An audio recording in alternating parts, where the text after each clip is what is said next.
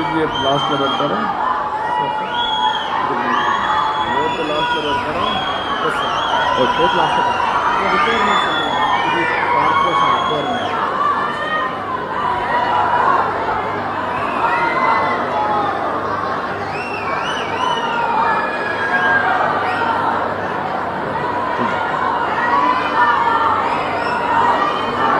Okay తమ్ముళ్ళు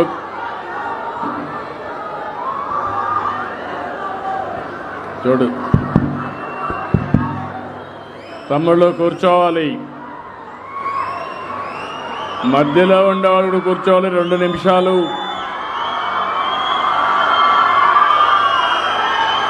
ఓసారి ఉత్సాహం ఎక్కువైపోయినా ప్రమాదమే.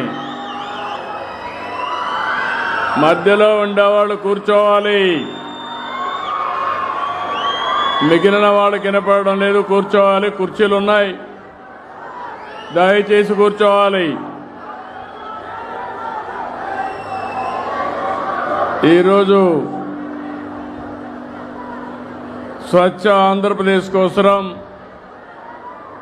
తిరుపతికి వచ్చినప్పుడు ఈరోజు మీ అందరి ఉత్సాహం చూస్తూ ఉంటే నాకు చాలా ధైర్యం వస్తూ ఉంది. బ్రహ్మాండంగా ముందుకు పోతామని ఆలోచన కలుగుతూ ఉంది. మా పిల్లల ఉత్సాహం చూస్తున్నాను.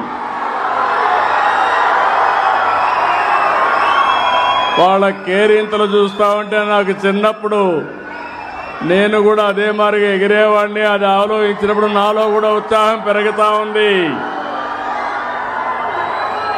పిల్లలు మీరే ఈ దేశానికి సంపద.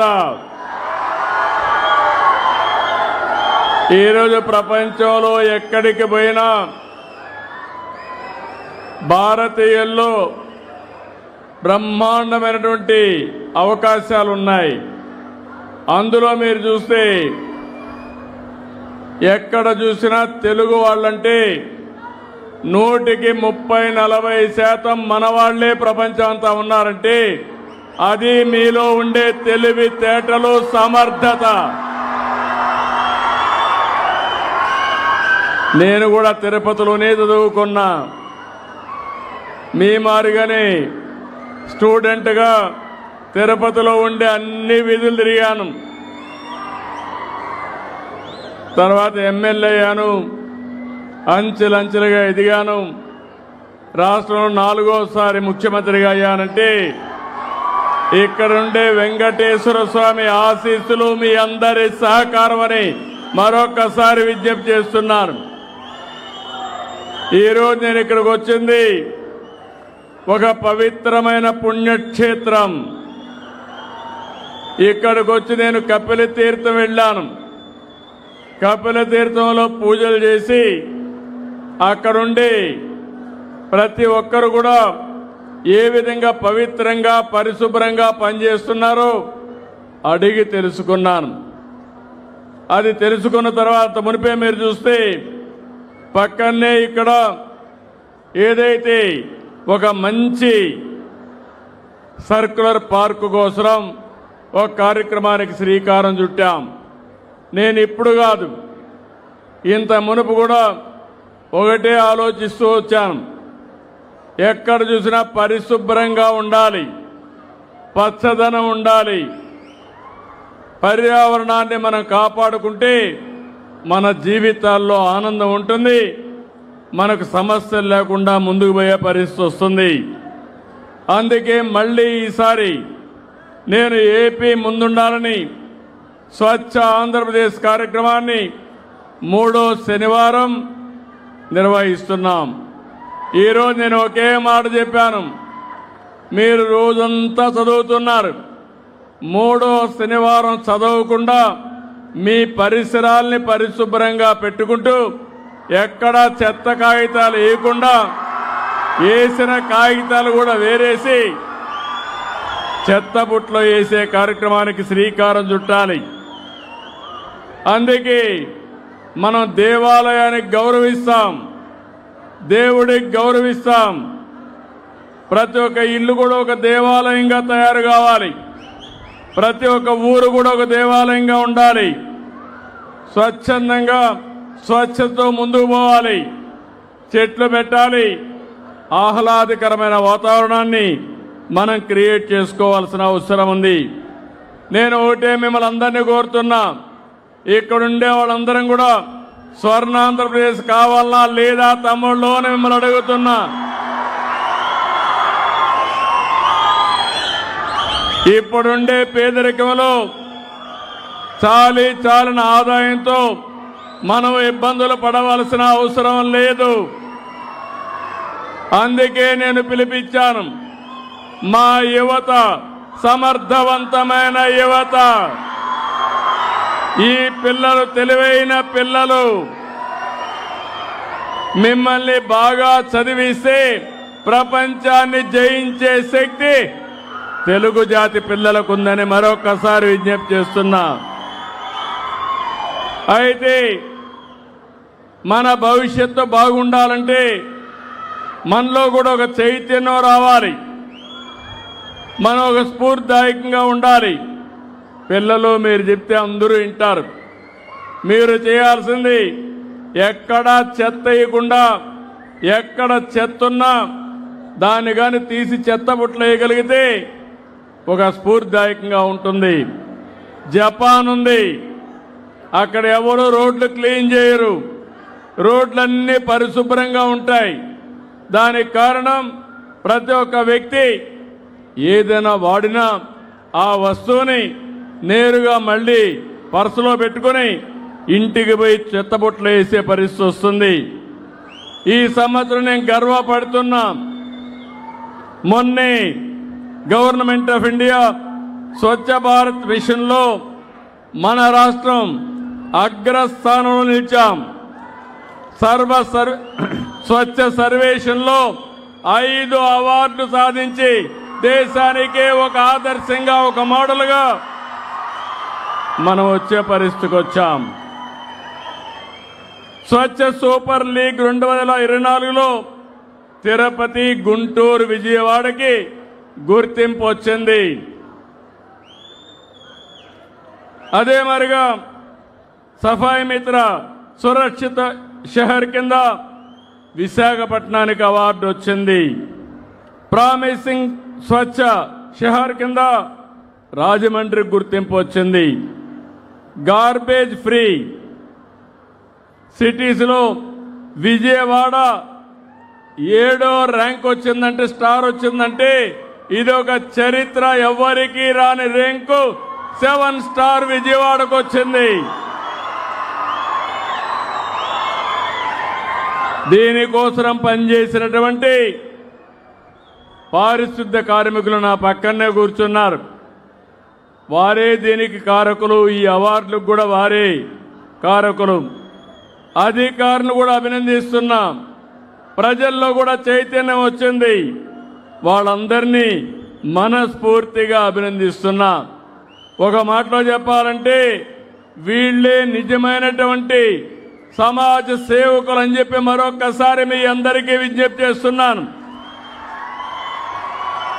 ఒక్కొక్క నెల ఒక్కొక్క కార్యక్రమాన్ని తీసుకున్నాం.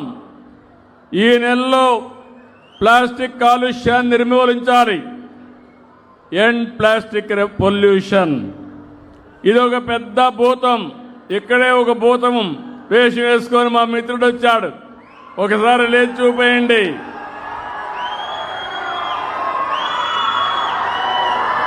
ఇదే ప్లాస్టిక్ భూతం. ఏ తమిళలో ఆ ప్లాస్టిక్ భూతానికి మీరందరూ కూడా బలైపోతారా అని మిమ్మల్ని అడుగుతున్నా.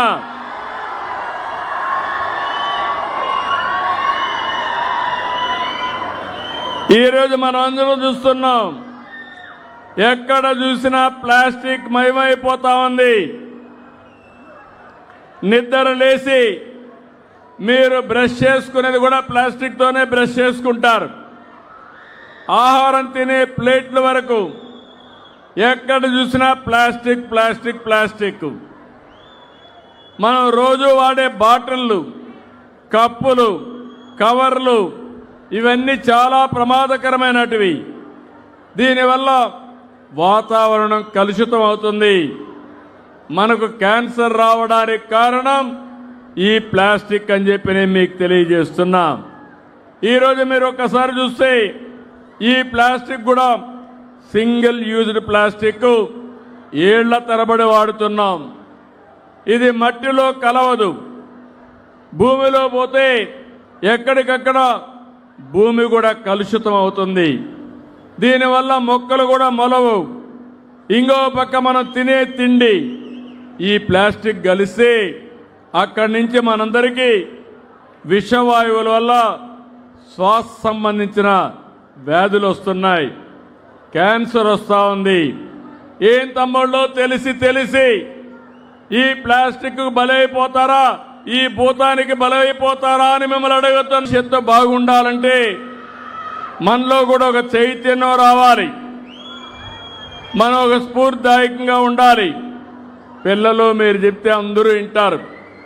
మీరు చేయాల్సింది ఎక్కడ చెత్త వేయకుండా, ఎక్కడ చెత్త ఉన్నా దాన్ని కానీ తీసి చెత్త బుట్టలు వేయగలిగితే ఒక స్ఫూర్తిదాయకంగా ఉంటుంది.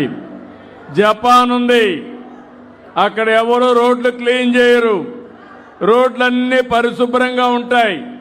దానికి కారణం ప్రతి ఒక్క వ్యక్తి ఏదైనా వాడినా ఆ వస్తువుని నేరుగా మళ్ళీ పర్సులో పెట్టుకుని ఇంటికి పోయి చెత్తబుట్టలు వేసే పరిస్థితి వస్తుంది. ఈ సంవత్సరం నేను గర్వపడుతున్నా. మొన్నే government of India Swachh Bharat మిషన్లో మన రాష్ట్రం అగ్రస్థానంలో నిలిచాం.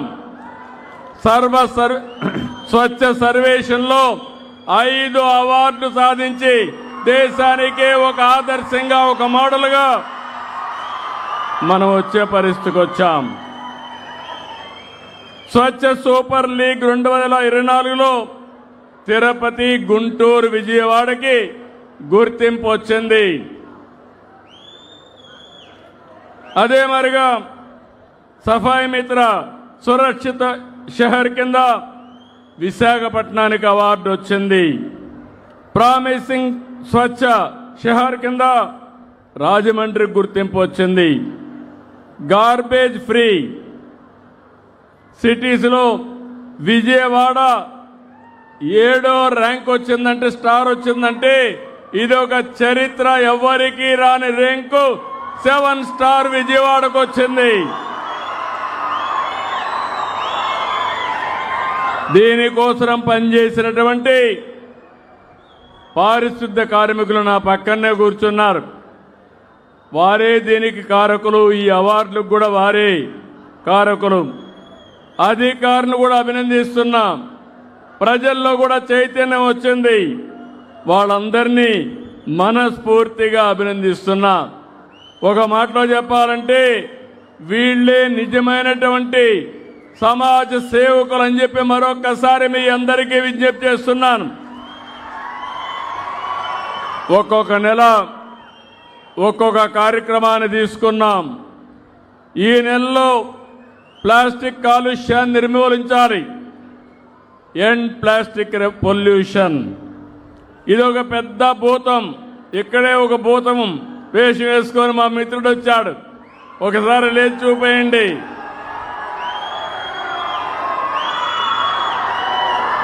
ఇదే ప్లాస్టిక్ భూతం. ఏ తమిళలో ఆ ప్లాస్టిక్ భూతానికి మీరందరూ కూడా బలైపోతారా అని మిమ్మల్ని అడుగుతున్నా.